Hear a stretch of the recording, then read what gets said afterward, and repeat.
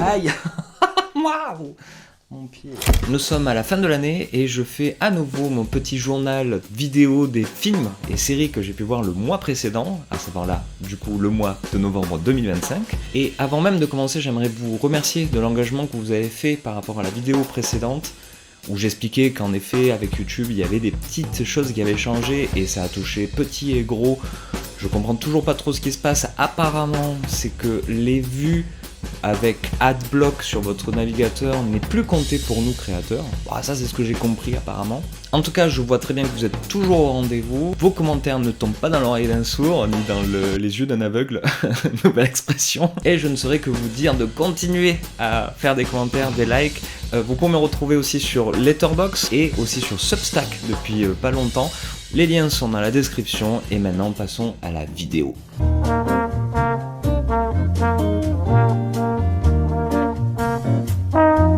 Et pour commencer, un peu comme d'habitude, je vais parler d'un gros film, d'une grosse sortie qui était attendue pour le mois de novembre, qui était tout simplement le fameux Frankenstein, adapté cette fois-ci par Guillermo del Toro.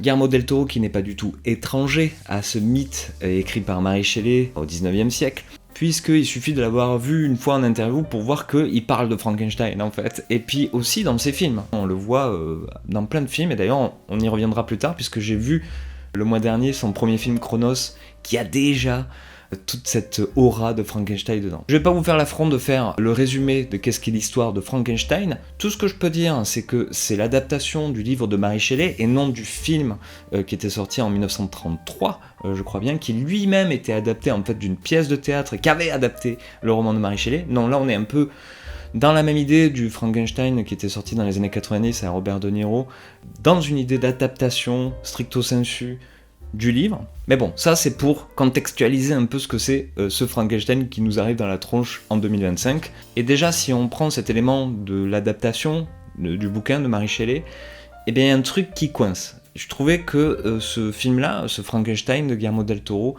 est très mal adapté. C'est un peu du Mary Shelley pour les teubés à certains moments. Quand tu te dis que c'était peut-être un livre de chevet pour Guillermo del Toro, et ça se voit dans ses films, il a un peu peur qu'on ne comprenne pas les symboliques qu'il y a derrière à force. Là, on se retrouve avec quelque chose de tellement peu ambigu, alors que c'est la matrice de Frankenstein et de sa créature. C'est cette ambiguïté, c'est cette tension entre le bien, le mal, le bon, le mauvais, qui fait toute la saveur en fait de ce monstre en particulier, et qu'a inventé Mary Shelley, bien que elle écrit son histoire dans ce livre autour de ces deux figures. Force est de constater qu'ils ont dépassé le cadre même de ce roman pour devenir justement des symboles très forts que le cinéma s'est empressé de capter et de retranscrire, et qui maintenant il y a 1001 figures adaptées comme une variation de Frankenstein. Donc Guillermo del Toro, peut-être un peu trop respectueux de ce truc qui le touche depuis son enfance, et visiblement, a l'air de pas faire grand-chose, de pas essayer de se le prendre pour soi-même, et finalement, ça n'apporte pas grand-chose au bouquin en termes de narration, de récit. Puisque dans le film, comme dans le bouquin, nous suivons le point de vue de Victor Frankenstein, le scientifique qui a créé la créature de Frankenstein, parce qu'on fait toujours un peu l'amalgame entre les deux. Puis, dans le film, nous passons au point de vue de la créature de Frankenstein. C'est beaucoup plus fluide dans le roman de Mary Shelley, et donc un poil plus moderne comparé à ce truc de deux parties bien distinctes, qui montre qu'il y avait peut-être un film qui prévalait sur l'autre. Je sais pas. Parce que, en effet, j'ai trouvé que il était malade, ce film. Que ce film de Del Toro était un film malade. Comme il y a souvent sur la plateforme Netflix, parce que j'ai oublié de le noter, mais si on a vu le Frankenstein de Guillermo Del Toro, c'est parce que Netflix a mis les bifetons pour ça. Et c'est indéniable, même pour ceux qui ont aimé ce film-là, que il y a des trucs bizarres dedans, il y a un rythme très bizarre, il y a des choses sur lesquelles on s'attarde qui méritaient pas autant. Ça c'est un truc qu'on voit souvent dans les productions Netflix, on va pas se mentir. Donc pour revenir à cet élément d'adaptation, quel était l'intérêt de Guillermo del Toro d'adapter cette figure-là qui est déjà présente dans tout son cinéma, vraiment dans tous ses films, et je crois que même un des meilleurs Frankenstein, très bien caché dans sa filmographie, ça reste Hellboy, que je ne saurais vous recommander si vous avez jamais vu un film grand public, on va dire, de Guillermo del Toro, parce qu'à l'époque il avait un peu deux facettes, il y avait les Labyrinthes de Pan et Chine du Diable, et les Hellboy et Pacific Rim. Maintenant c'est On est plus dans un réalisateur qui vient d'avoir un Oscar et qui veut démontrer qu'il a une profondeur. Ça, c'est problématique, notamment dans ce film-là. Donc, ma question, c'est quel était l'intérêt pour lui de l'adapter, enfin, véritablement, avec la marque, le nom dessus, si ce n'est pour, allez, on le voit dans le film, parler de sa relation à la paternité, l'idée de création et de perdre pied dans la création, qui sont quand même des choses qu'il avait déjà abordées dans sa filmographie, mais qui, voilà, là, reprend encore une nouvelle couleur, on va dire. On y retrouve encore une fois la beauté du monstre et la monstruosité de l'humanité. Ah, voilà. Il y a vraiment un problème d'efficacité là-dedans, il y a un truc où ça sonne plus très juste, où c'est plus aussi flamboyant que ça pouvait l'être quand c'était caché dans ses autres films. Et là où ça matche pas, c'est que cette histoire de Frankenstein, selon moi, est tellement symbolique, tellement allégorique même, j'ai envie de dire, que bizarrement, en fait, ça matche pas tellement avec la mise en scène de Guillermo del Toro, qui est quand même une mise en scène du détail, de l'image qui fourmille, qui donne des sens cachés et t'enveloppe en fait finalement dans une espèce de sentiment bien particulier, bien unique à lui. Frankenstein, s'il devait être fait aujourd'hui, devrait être un peu plus abstrait ou justement plus ancré dans le réel. Et là, il y a même parfois, et c'est un peu le défaut qu'il y a dans les films de Guillermo del Toro depuis son Oscar, c'est qu'il y a des fois trop de détails à l'écran. C'est con à dire, hein, mais par exemple, il y a un détail, moi, dans les détails, un détail dans les détails, qui, moi, m'a vraiment marqué. C'est par exemple, à un moment, on voit la créature de Frankenstein se cacher quelque part, je vais pas spoiler, et il y a des souris qui commencent à cohabiter sur son corps, puisque c'est une idée assez cool de se dire, bon, puisque c'est de la chair morte, alors il attire les rongeurs et autres nuisibles de la maison. Et au final, il y a des plans, enfin il y a un plan en particulier que j'ai comme ça un peu en tête, où il va partir depuis le sol, remonter le corps de la créature de Frankenstein avec des souris qui fourmillent sur lui alors que lui est en train de regarder à part un trou où il y a une lumière qui passe. C'est trop.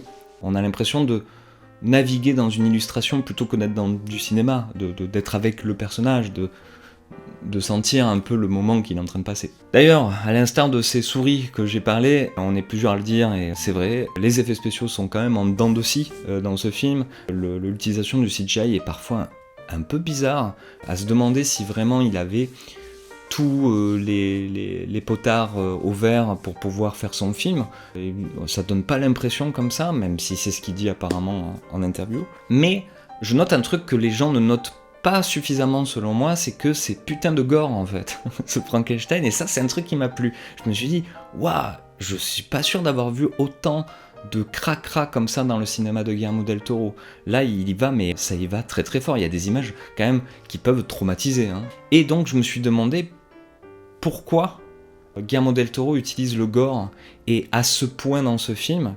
Et je peux pas m'empêcher de me dire que c'est peut-être là l'intérêt de ce Frankenstein que j'ai trouvé un peu longué, je l'ai vu en 2 fois en vérité. C'est que donc, dans ce personnage qui est vraiment pas aimable, le Victor Frankenstein qui est écrit là-dedans, joué par Oscar Isaac, il y a un truc où c'est pas attirant quoi.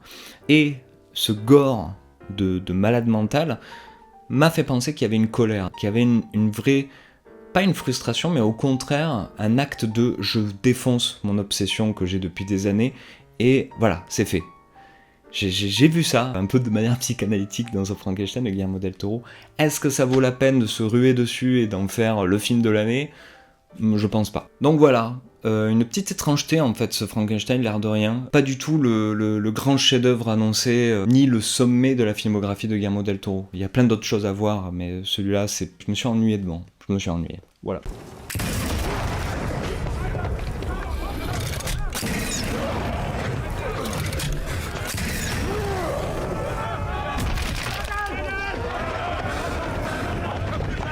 ¡Jesús Miguel! ¡Jesús Miguel!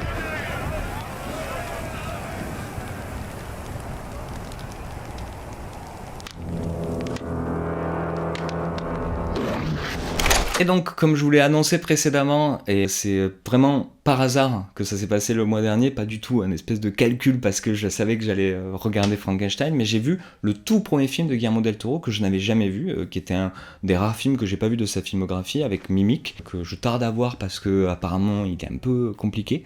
En tout cas, le tournage a été compliqué. Et donc Cronos est le tout premier film réalisé au Mexique, je pense bien, et qui, on le voit, n'a pas bénéficié de grands budgets ni rien, qui était une espèce de petit film de genre qui a dû faire le tour des festivals, et c'est comme ça qu'il a été découvert à l'époque. Et l'époque, c'est quand même 1990, dans ces eaux-là, donc ça date. Et ce qui est marrant, c'est que quand on voit le dernier film d'un auteur et son premier film, on peut voir les similitudes, et là, elles sont criantes. C'est-à-dire qu'en fait, Cronos, qui est présenté plus comme une sorte de variation autour de la figure du vampire, est en fait complètement du Frankenstein dans le texte, en fait. Puisqu'il y a plein de séquences, d'illustrations dans le film qui renvoient, en fait, à la mythologie autour de ce roman. Ce n'est pas du tout le grand film aussi que on pouvait se dire, parce que bon, il y a eu une ressortie récente, c'est pour ça que je l'ai vu remasterisé et tout, et tous les fans de Guillermo del Toro, dont je fais partie, crient sur les toits que c'est un petit bijou et tout ça.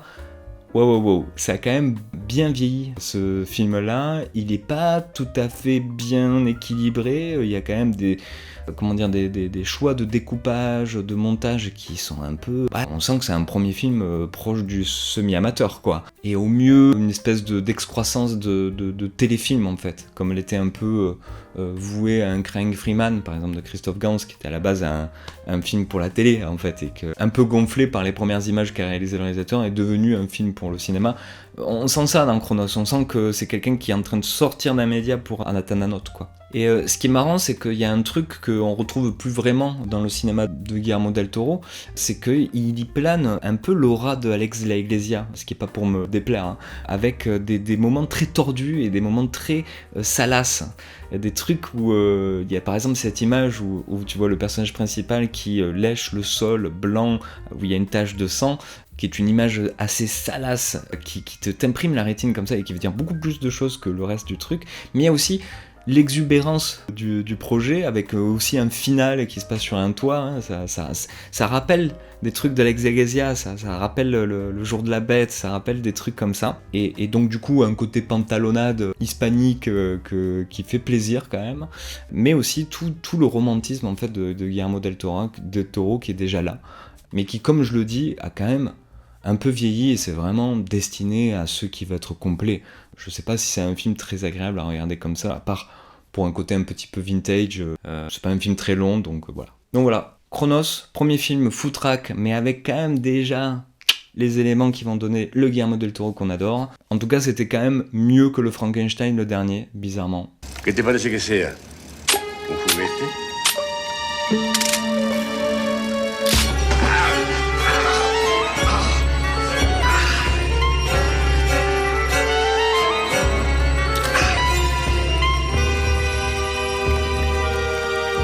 Le mois dernier, j'ai été voir un film français qui était à Cannes, ça je le dis à chaque vidéo finalement, tous les films de Cannes sont étalés tous les mois et c'est plutôt cool, qui est L'inconnu de la Grande Arche de Stéphane Demoustier, film qui raconte comment a été construit la Grande Arche de la Défense à Paris dans les années 80 sous la présidence de François Mitterrand. Et comme son nom l'indique, il s'avère que ça a été une sorte d'appel à projet, d'appel à idée, qui a été remporté par un architecte absolument inconnu, qui avait fait que 2-3 trucs. Ça, c'est le tout début du film, et on le voit aussi dans la bande-annonce.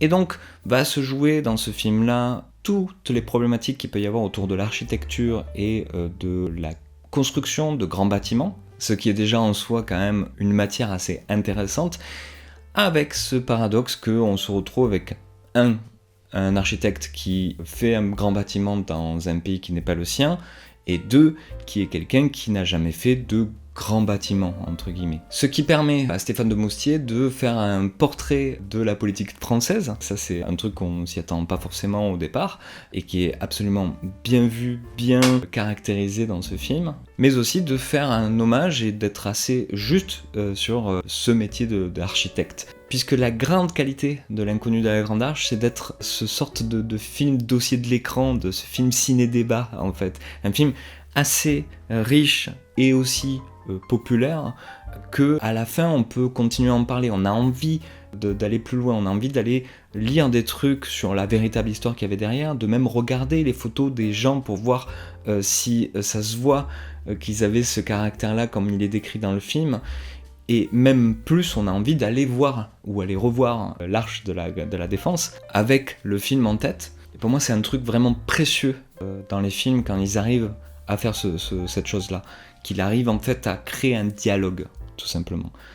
Parce que le film est peut-être un peu trop riche parfois, mais en tout cas, il n'est pas aussi assommant que le snobisme de The Brutalist. D'ailleurs, c'est assez intéressant de voir qu'en début d'année, on a eu The Brutalist et à la fin, on a eu L'Inconnu de la Grande Arche, qui sont deux films qui ont à peu près le même sujet, mais alors avec des approches diamétralement opposées, puisque y a un vrai traitement du sujet par Stéphane de Moustier dans ce film-là, ce qui n'était pas tout à fait le cas de The Brutalist. Je vous renvoie à ce que j'en ai dit à l'époque, je crois que j'avais tout dit, mais voilà. Si vous êtes rentré dans la salle parce que vous pensiez que on allait vous parler d'architecture, c'est le cas.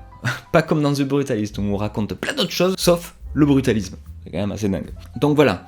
Une des premières qualités, en tout cas qui m'a traversé, c'est qu'on a envie que ça continue, on a envie de dialoguer avec le film, on a envie d'en apprendre un peu plus, et ça c'est un signe très très bon comme quoi c'est la bonne place pour raconter cette histoire, le cinéma, et c'est la bonne place parce que la mise en scène de Stéphane de Moustier aussi est totalement claire et accessible à tous, alors qu'elle est quand même un petit peu sophistiquée, quoi.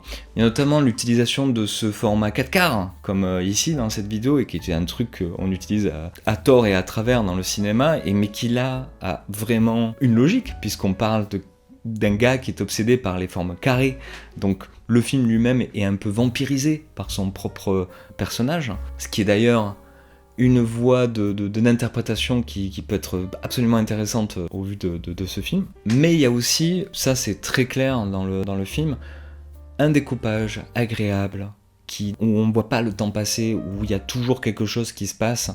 Il y a aussi, et ça c'est assez subtil, beaucoup de références au cinéma français, avec des références à Sauté. Alors ça c'est peut-être pas le plus évident, mais moi j'ai vu ça, donc à Claude Sauté, ou alors à Jean-Pierre Melville, ou encore toujours à Renoir, mais c'est pas des références genre clin d'œil, c'est vraiment un truc qui a été digéré, ça se voit, et qui met à toute sa place avec cette histoire, quoi. Alors je tiens à redire son nom, le réalisateur c'est Stéphane de Moustier, et sincèrement, je crois que c'est un des meilleurs réalisateurs qu'on a en France actuellement. Ce film est totalement impressionnant. Si on s'intéresse un tant soit peu à comment construire un film, là on est quand même dans ce qu'on pourrait appeler un chef-d'œuvre au sens premier du terme, dans le sens de j'ai bien appris la leçon et je vous fais un truc qui est à la fois à moi et à vous, quoi. Voilà, gros coup de cœur pour L'Inconnu de la Grande Arche. Essayez si ça vous tente un petit peu et vous serez pas déçus. Vous serez vraiment pas déçus. C'est très bien. Et la perspective est respectée. C'est vraiment très bien, mais c'est bleu. Oui, c'est bleu. J'aurais préféré que ce soit rose. Et en parlant de format carré utilisé, on sait pas trop pourquoi, je vais vous parler de Train Dreams, l'autre film Netflix du mois dernier. Je sais pas trop s'il est vraiment sorti sur Netflix parce que je l'ai regardé d'une autre façon. Voilà. En tout cas, c'est un film qui a fait parler de lui, et donc du coup j'étais un peu intrigué de voir ça.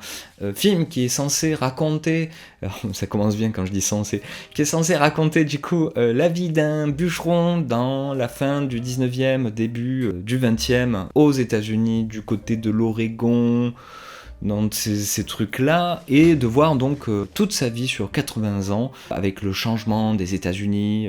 Lui, il est bûcheron, il travaille pour les voies ferrées qui sont en train d'être faites et qui va changer pour jamais l'histoire de ce pays. Nous est vendu une expérience malikienne, un truc qui va nous faire passer un moment vaporeux, poétique sur l'histoire des États-Unis, sur les tréfonds de l'âme américaine.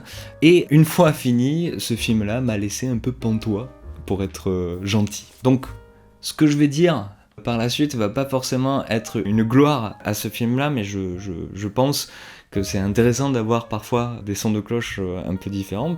Déjà, je trouve qu'il faudrait arrêter de le comparer à Terrence Malick. C'est vraiment toujours un miroir aux alouettes de citer ce cinéaste-là pour tout et n'importe quoi qui serait un petit peu poétique et américain.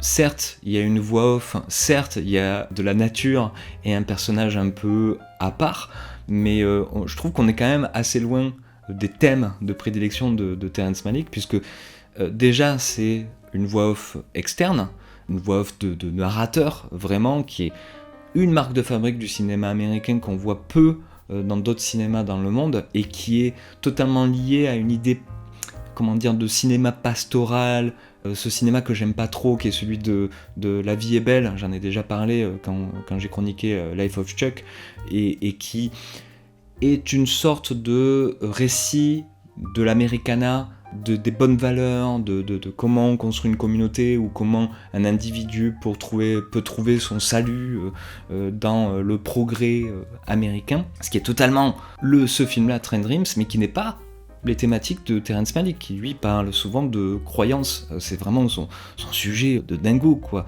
Qu'est-ce qui fait qu'on avance, quoi, en quelque sorte. Donc même si à l'apparence dans Train Dreams que ce jeune réalisateur, parce que je crois que c'est un premier film, est fasciné par quelque chose qui serait un peu sacré, c'est vraiment de l'apparence. C'est-à-dire que je ne comprends jamais dans le film qu'est-ce qui est vraiment sacré, si ce n'est un personnage extérieur qui parle un petit peu de la forêt qu'on est en train de dégommer, mais moi je le sens pas dans le film, je le sens pas dans la mise en scène, je le sens pas dans l'histoire qui nous est racontée. Parce que qui dit premier film comme ça, un peu arty, machin et tout ça, il y a des effets de mise en scène qui sont superflus selon moi, que beaucoup ont aimé et qui ont peut-être donné ce sentiment que moi je n'ai pas reçu.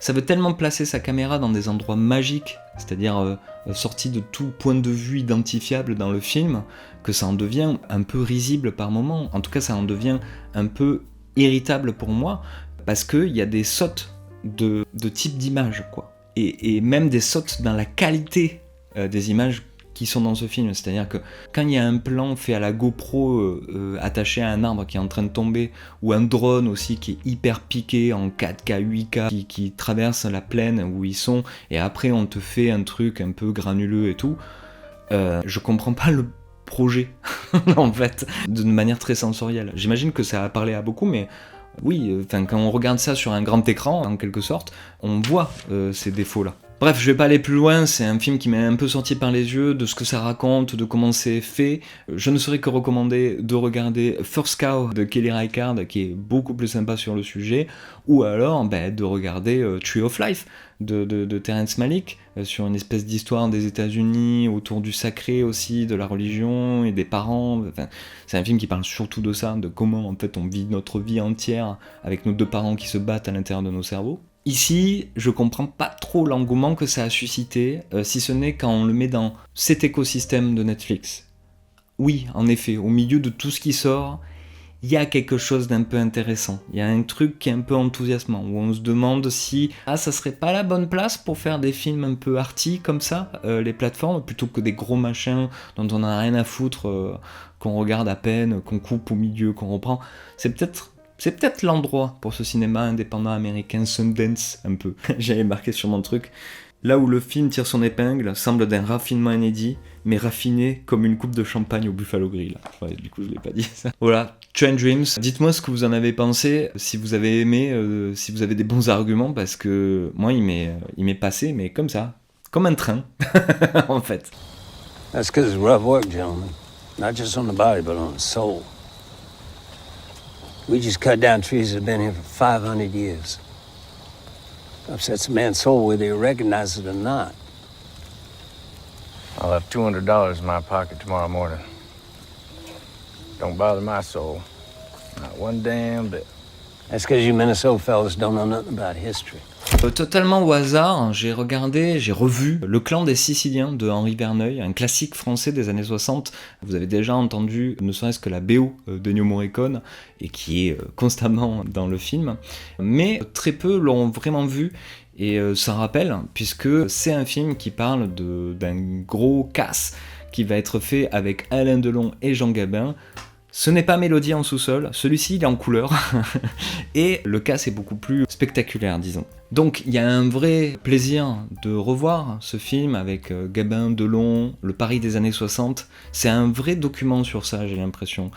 On traverse des endroits de Paris où on s'imaginait pas que c'était comme ça, et pourtant à l'époque ça devait être juste l'image qu'avait tout le monde de Paris, quoi. Et ça m'a rappelé qu'on oubliait un peu ce cinéaste Henri Verneuil. C'est une redite, hein, beaucoup de gens disent qu'on l'oublie, mais on oublie surtout ce qui en fait sa force, c'est qu'il avait une mise en scène très chirurgicale, très géométrique, très architecturale en fait, mais qui mettait au service de films de purement de genre en fait, pour ne pas dire des films qui sont voués à un public qu'on dit populaire, entre guillemets. Mais il n'en oubliait jamais, et c'est le cas dans ce film-là, Le Clan des Siciliens, d'avoir un plaisir esthétique à chaque moment. Et à chaque moment, il y a des plans qui tuent dans Le Clan des Siciliens. Après, ça reste un film qui a un petit peu vieilli, c'est-à-dire que le MacGuffin, ce qui fait courir le récit, est un peu faible peut-être aujourd'hui, il y a eu des choses beaucoup plus forte par la suite, et le rythme est un peu lent, est un peu à l'inverse que ce que voudrait être ce genre du film de casse. Et donc malgré la maîtrise formelle d'Henri Verneuil dans ce film,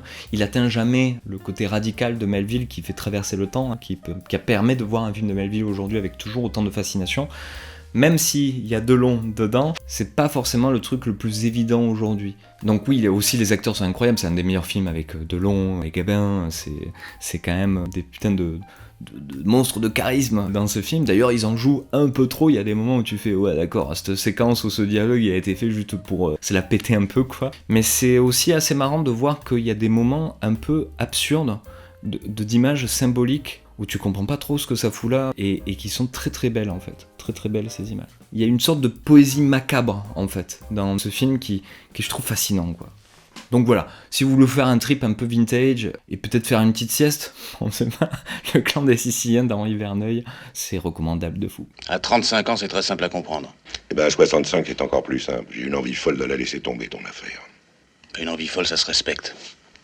Et pour rester dans les vieux classiques mis en musique par Ennio Morricone, j'ai vu j'ai revu pour la énième fois, Il était une fois en Amérique, dans sa dernière version, qui est la version méga longue, je sais plus comment il l'a appelé, qui est assez étrange, j'y reviendrai après, et qui dure à peu près 4 heures, hein, ou même plus de 4 heures. Et que dire de Il était une fois en Amérique, si vous ne l'avez jamais vu, par quel biais le prendre pour l'analyser? C'est ça, la grande force peut-être de ce film, c'est qu'il y a tellement de choses qui se passent dedans qu'à chaque vision, on s'attarde sur un truc différent, et du coup le plaisir est renouvelé en quelque sorte. C'est pas un film un peu où on se recueille et où on retrouve les séquences qu'on a aimées et tout ça, non, on y voit des nouvelles choses, et à travers le temps, ça va plus ou moins émerger. Donc c'est peut-être pour ça qu'il fait partie de ce tout petit club qui sont les clubs des grands chefs-d'œuvre du cinéma, déjà par sa longueur, mais donc par ce côté thématique,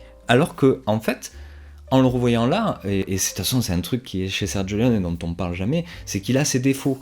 C'est-à-dire que Sergio Leone faisait presque exprès dans ses films, au sein même de ses films, de casser le côté sentencieux qu'il pourrait y avoir, parce qu'il sait très bien qu'il a une mise en scène des grands sentiments opératiques et compagnie, et encore une fois là, dans Il était une fois en Amérique, comme c'était le cas dans ces westerns aussi, il y a des gros moments très grivois, très blague de cul entre potes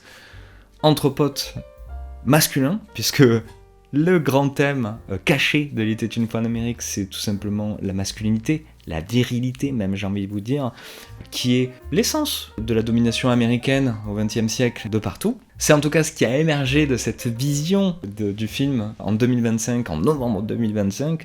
C'est une chose que j'avais vu dès le début et que tout le monde a vu dès le début, c'est cette espèce de bromance, histoire d'amour déçu entre ces deux hommes, qui sont Noodles et Max, mais je ne me souvenais pas à ce point qu'ils flirtaient ce thème-là avec des vrais moments de cul, comme on n'en voit plus dans les grands chefs-d'œuvre, et des moments morbides, vraiment saisissants. Non, il y a vraiment un truc où, en plus c'est le dernier film de Sergio Leone, qui nous explique qu'il est le cinéaste des hommes, dans le sens des mâles, quoi. Et là, il raconte leur rapport au sexe, leur rapport à l'amitié, leur rapport à leur place de dominant, en quelque sorte, depuis un certain temps, et comment ils gèrent ça. Et on voit dans ces deux personnages deux façons de traiter leur masculinité, quoi. Ce qui est le truc qui est pas du tout vendu à chaque fois quand on vous parle de Il était une fois en Amérique. J'espère que c'est un autre biais qui peut vous donner envie de le voir, même si je veux rappeler un truc, c'est que le personnage notamment de De Niro, qui est le personnage principal de Noodles,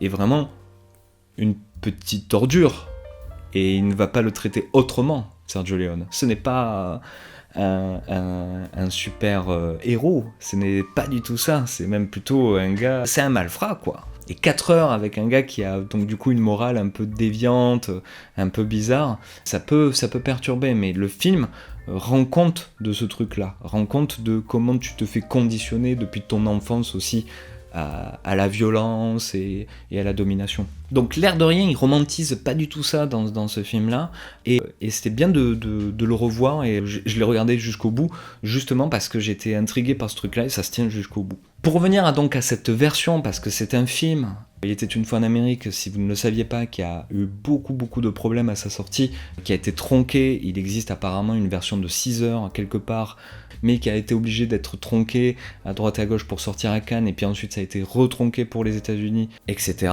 Là, la version que j'ai vue, la résultante du travail du Film Foundation, je crois, qui a retrouvé, il n'y a pas si longtemps que ça, des morceaux de pellicule contenant des moments assez importants dans le récit, et qui l'ont remis dans ce film-là en essayant de faire le maximum dans la remasterisation, mais du coup, il y a une saute de qualité d'image entre ce qui a été ajouté récemment et le film tel qu'il est remasterisé. On voit clairement où sont les scènes ajoutées, et du coup c'est un peu bizarre à vivre, c'est-à-dire qu'on est en train de regarder un film qui est totalement abordable à l'heure actuelle par rapport au canon de son et d'image, et puis tout d'un coup, boum, le son est un peu pourri, l'image est un peu terne, et en plus qu'à l'intérieur, tu te dis, ah c'est intéressant, mais c'était bien avant aussi, quoi. Donc je sais pas si je vous recommanderais en priorité de voir la dernière version, ou plutôt de voir n'importe quelle version et de découvrir ce monument qui était une fois en Amérique, et qui était un film qui prend de la place dans une vie de cinéphile, qui prend beaucoup de place.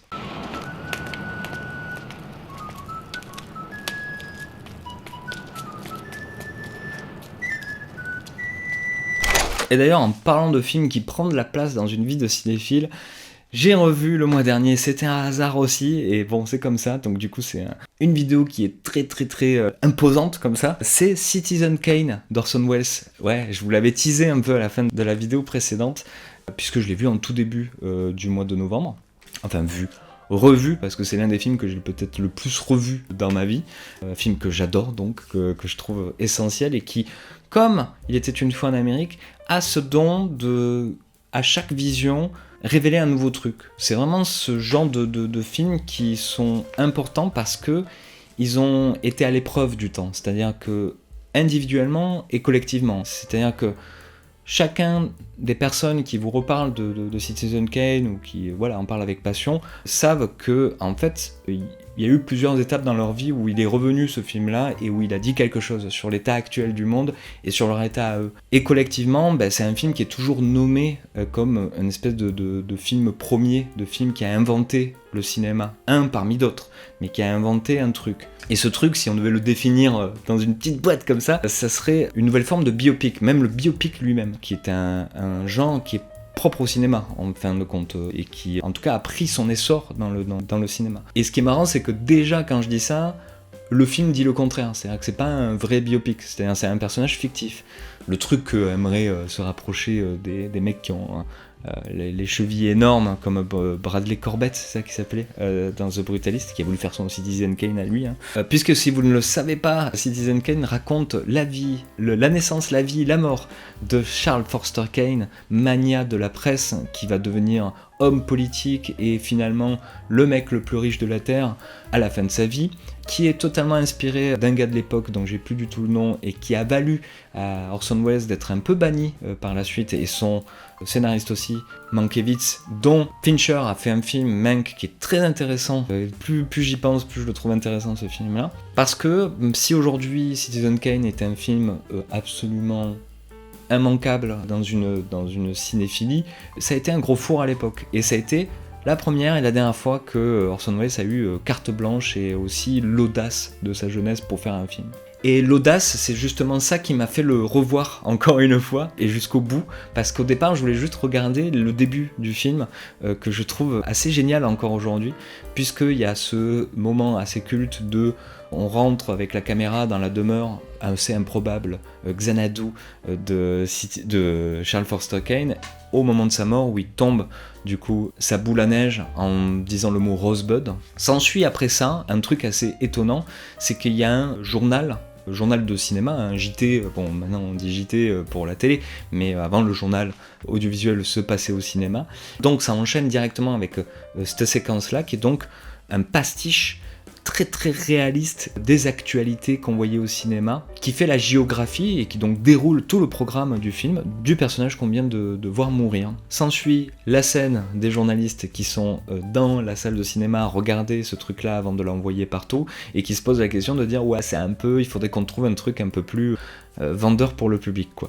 Donc je vais regarder juste ce truc-là, parce que je trouve que c'est un début de film absolument génial, et j'ai été étonné déjà par l'extrême précision avec laquelle est pastiché donc les actualités, et donc nous fait croire tout de suite à la véracité de ce qu'on va voir. Alors que le tout début, c'est tout le contraire. On est dans un truc vraiment de l'ordre du fantastique, quoi. La demeure de Charles Foster Kane, la déformation par le reflet de la boule à neige. Et en fait, il joue de ça tout le long du film. J'ai continué à regarder en me disant, tiens, il continue ce truc-là de je te fais un truc et son contraire après, et je te balance, entre guillemets, d'émotion en émotion, tout en suivant un fil très précis que je t'ai annoncé dès la première scène, quoi. Pour un premier film, à une époque où le cinéma était pas aussi développé, on va dire, était pas aussi alambiqué, c'est déjà mais incroyable. Et il y a plein d'autres choses incroyables dans ce film-là, Citizen Kane, notamment dans sa forme finale, fait de flashback, de flash-forward, tout ça pour en arriver en fait à un truc un peu insignifiant, mais qui était pourtant la question du début. Non, c'est un sommet immense. Ce film-là, j'ai toujours autant de plaisir à le revoir, et j'incite tout le monde à le voir au moins une fois dans sa vie, au moins, et de le voir avec un peu d'attention, et pas juste comme « ah, il faut le voir ». Il faut avoir envie de le voir quand même. Là, ça y est, je commence à fatiguer, là. J'ai parlé de trop de grands films, avec trop de passion, alors je commence à m'en mêler les mots, c'est horrible. Pas facile à faire, hein, ces vidéos. Vous croyez comme ça, mais c'est pas facile. Get on it right away, Mr. Ralston. Good. Rosebud, dead or alive? It'll probably turn out to be a very simple thing. On va redescendre un petit peu et parler d'un truc qui est en cours, une série en cours qui n'est pas finie, donc je vais essayer de pas trop m'étaler dessus, déjà pour pas vous spoiler si vous n'avez pas du tout regardé la série, et aussi parce que je ne sais pas comment ça va se terminer. C'est tout simplement Pluribus de Vince Gilligan. Vince Gilligan, c'est le créateur de Breaking Bad et de Better Call Saul, et on retrouve dans cette série tout ce qui fait le style de ce créateur de série. On trouve les longs plans très longs, composés, où il se passe des trucs parfois drôles, parfois juste absurdes. On y retrouve aussi une description de l'humanité un peu cynique et un peu désabusée parfois, et du coup, il se pose la question, comme c'était le cas dans Breaking Bad, de cette volonté de toujours dire ça c'est bien, ça c'est mal, et d'essayer de trouver les lignes entre et de titiller un peu la morale de chacun. Donc je vais pas vous résumer vraiment cette série, si ce n'est que c'est une série qui s'apparente à un truc qui serait plus proche de la 4e dimension que de Breaking Bad, puisqu'on est avec un postulat au départ semi-fantastique, qui est très conceptuel, très conceptuel, où on se demande à chaque fin d'épisode où ils peuvent aller encore plus, et qui challenge le spectateur de 2025, parce qu'il y a un parti pris de vider l'appareil du récit, vider l'image de choses, et de voir comment et le personnage qui est mis dedans et nous-mêmes spectateurs allons faire avec ça, avec cet état de fait. Et ma foi, moi, ça m'intrigue, ça me fascine. À chaque épisode, je me dis « Ah, mais il faudrait, avec ce concept-là, qu'on passe peut-être sur cette idée philosophique, et boum, ça arrive. » Alors là, je me dis, depuis 6 épisodes, là, il est très fort, Vince Gilligan, parce que à chaque moment où moi, je me dis ah mais il a oublié de parler de ça, il en parle et ça match dans le récit.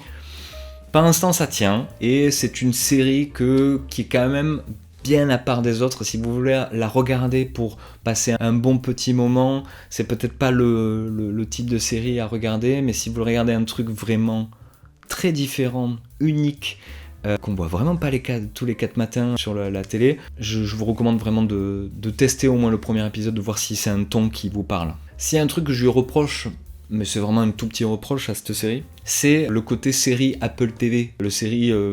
c'est-à-dire que, un peu comme Netflix, un peu comme toutes les plateformes, on sent que c'est un peu la poubelle au concept un peu chelou parfois, qui parfois se tiennent pas, mais au moins il y a un côté où ce n'est pas gangréné par le marketing. Clairement, ce pluribus, il veut pas du tout être agréable, aimable, cette série, et ça c'est assez intéressant aussi.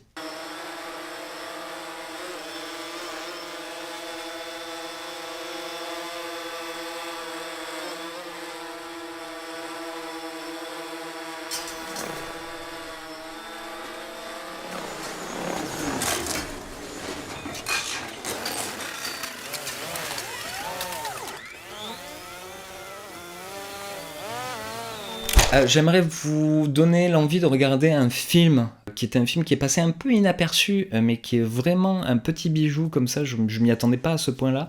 C'était un premier film et il s'appelle Blue Jean, réalisé par Georgia Oakley, qu'il faut retenir parce que vraiment il y a une maîtrise assez démente dans ce film, qui est un film qui est difficilement résumable, pitchable comme ça a priori, car c'est un film d'époque entre guillemets, c'est une espèce dans les années 80 en Angleterre, je sais plus exactement la ville, mais on est dans l'ère Thatcher, et on suit une prof de sport qui plus est lesbienne, chose de l'intime qui va devenir the problème à cette époque-là, et peut-être encore aujourd'hui, dans sa vie et dans la société anglaise, puisque même si l'Angleterre des années 80 était ouverte finalement à toute sexualité, était passée, et c'est ce que montre le film, durant ces années 80, une sorte de loi qui disait qu'il fallait pas faire la promotion de ça dans les lieux publics, qui était en fait une loi qui cachait une sorte de chasse aux sorcières, hein, clairement, et donc dans la vie de cette prof de sport, ça devient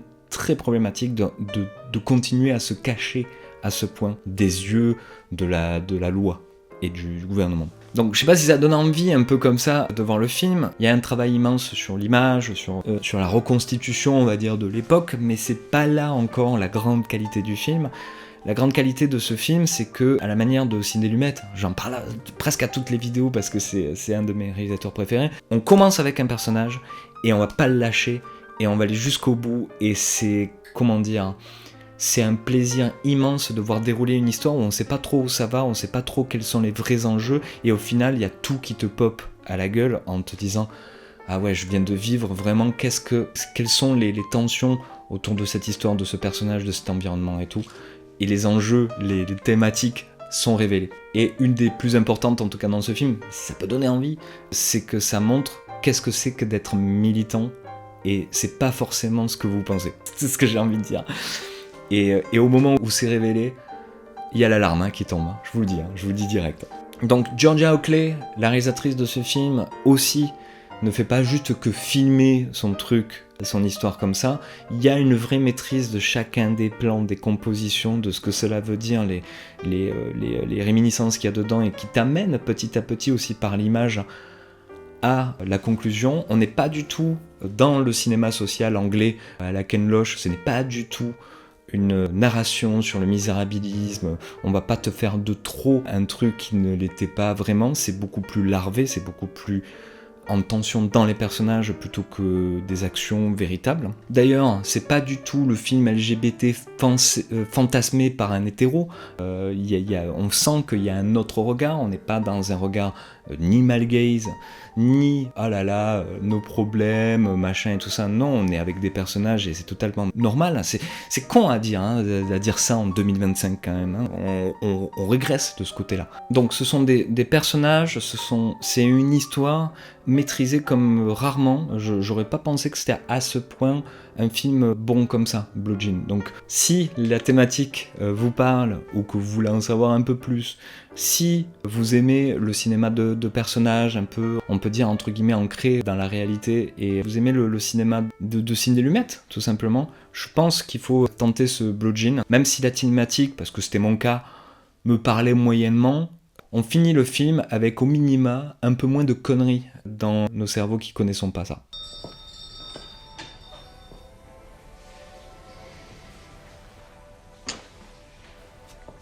Hey, love, what can I get you? Fish and chips, please. Do you want peas or beans?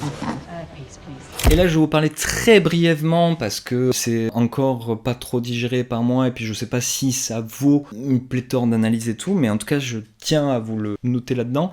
C'est un documentaire que j'ai vu qui était un documentaire qui est passé, je crois, à la télé à l'époque, dans les années 80, qui s'appelle L'heure exquise de René Alliot.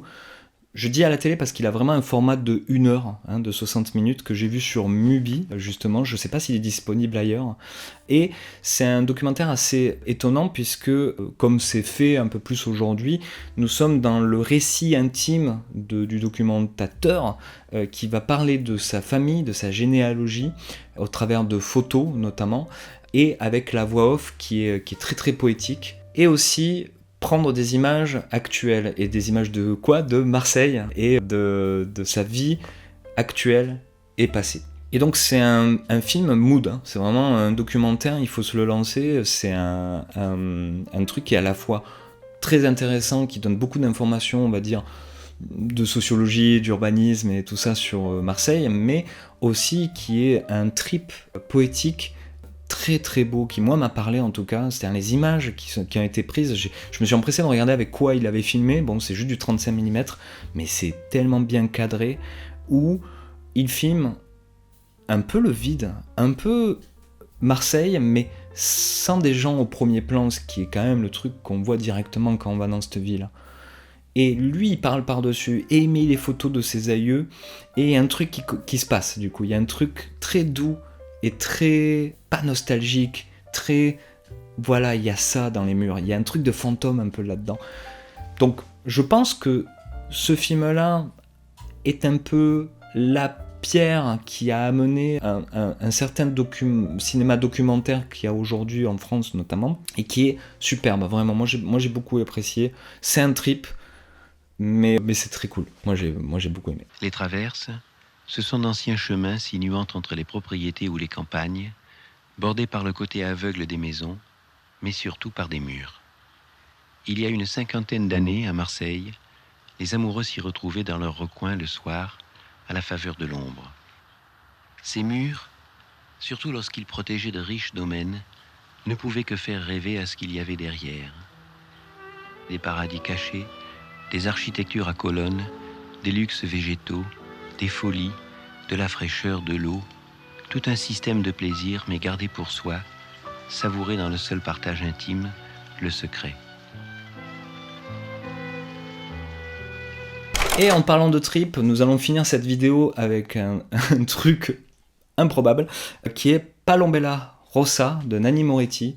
Nanni Moretti, vous avez déjà peut-être entendu le nom de ce réalisateur italien, puisqu'il avait reçu la Palme d'Or à l'époque pour La Chambre du Fils, je crois. Il a été aussi président du jury, c'est quelqu'un qui est très très présent à Cannes à chaque fois qu'il sort un film, et qui fait un cinéma bien à lui, au détour de la biographie, de la comédie italienne, un peu sociale, et aussi du drame. Et aussi une sorte de, comment dire, de rapport poétique à tout ça, et qui est sa propre poésie. Et ça n'a pas manqué avec ce Palombella Rossa, que je connaissais pas du tout, si ce n'est cette image de water-polo assez étrange qu'on peut voir sur l'affiche notamment. Et donc, que dire de ce film est très foutraque en apparence comme ça, si ce n'est que ça fourmille d'idées tout le temps, c'est ça qui m'a fait courir tout le long du film, alors que parfois je comprenais pas ce qui se passait.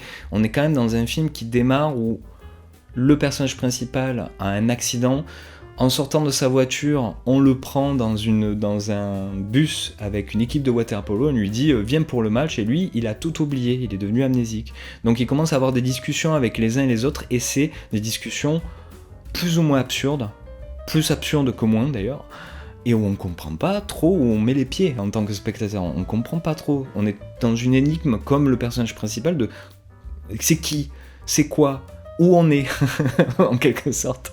Et autant vous dire que la réponse est middle à la fin, puisque ce que recherche Nanni Moretti dedans, c'est vraiment une poésie de tous les instants, mais de tous les instants. Il y a un truc radical dans ce film. Donc voilà, c'est autant bordélique que parfois magnifique dans ses compositions de plans, à la ligne claire. On a l'impression de vraiment voir une bande dessinée parfois. Et donc ça s'inscrit aussi dans une espèce d'histoire du cinéma italien, caricatural, absurde, un peu grivois, qui est vraiment un truc qu'on trouve dans plein de films, de Fellini, mais aussi de Pietro Germi ou de Marco Ferreri, pour prendre les plus connus en quelque sorte, ou Ettore Scola, pareil.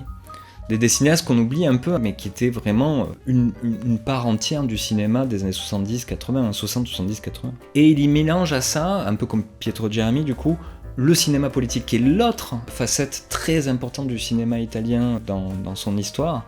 Et c'est très drôle comment... Enfin, il y a des moments très très drôles quand on connaît un petit peu la politique italienne de l'époque, et qu'est-ce qu'il en dit, parce que Nanni Moretti, c'est aussi ça, son cinéma, c'est qu'il met à jour à chacun de ses films la personne qu'il est politiquement et dans la société, et c'est un peu à la manière de Woody Allen en quelque sorte, toujours assez marrant comment il se voit et les blagues qu'il fait autour de lui-même en fait. Et c'est comme ça que j'ai compris qu'au fur et à mesure du film, qui était un peu comme ça, qui se déroule de manière très très très arty, très bizarre, un peu comme ça, j'ai compris que l'intention certainement de ce film était de retranscrire audiovisuellement, fondamentalement, ce qu'est la lutte, en fait. La lutte avec le commun, avec soi-même, avec la société, avec le cinéma, c'est-à-dire l'art qu'il est en train de faire, avec la parole, avec les mots. Les mots ont un sens, il le dit tout le long, mais en fait, les mots, ils s'entrechoquent dans ce film. Et dans ce chaos, comme ça, émerge un film vraiment unique, qui est donc Palombella Rossa, qui est un trip vraiment particulier, mais que je trouve vraiment admirable dans cette intention que j'ai réussi à déceler comme ça dans ma première vision. Je sais pas si je le reverrai, mais bon, on va dire ma première. En tout cas, on n'en voit pas beaucoup des films comme ça. On n'en voit vraiment pas beaucoup maintenant. Come parla! Come parla! Le parole sono importanti! Come parla! Et voilà, c'est la fin de cette vidéo. Il y avait des gros morceaux à l'intérieur, je vous ai pas prévenu à l'avance, mais il y a vraiment des très gros morceaux. On se revoit l'année prochaine, du coup, pour faire le bilan de ce mois-ci, le mois de décembre. Vous pouvez déjà avoir sur Substack ma critique, en quelque sorte ma bafouille, sur Résurrection de Bigan, si ça vous intéresse, que j'ai publié aujourd'hui même, donc vous savez la date à laquelle j'ai filmé cette vidéo. Sinon, n'hésitez toujours pas à mettre des j'aime, à mettre des likes, à vous abonner à cette chaîne pour continuer à voir mon journal mensuel sur ce que j'ai vu. Je vais essayer de faire comme les années précédentes, un petit montage en images et en son des films que j'ai appréciés durant cette année, de faire mon bilan 2025, même si vous suivez un peu, vous comprenez à peu près dans quel sens vont les choses, et si vous me suivez sur Letterboxd aussi. Donc, on se revoit très bientôt, et sur ce, je vous dis ciao Internet. Il faut quand même le faire, de parler de Citizen Kane et autres grands chefs-d'œuvre avec un t-shirt Ready Player One. Pas tout le monde qui le fait ça. Pas tout le monde.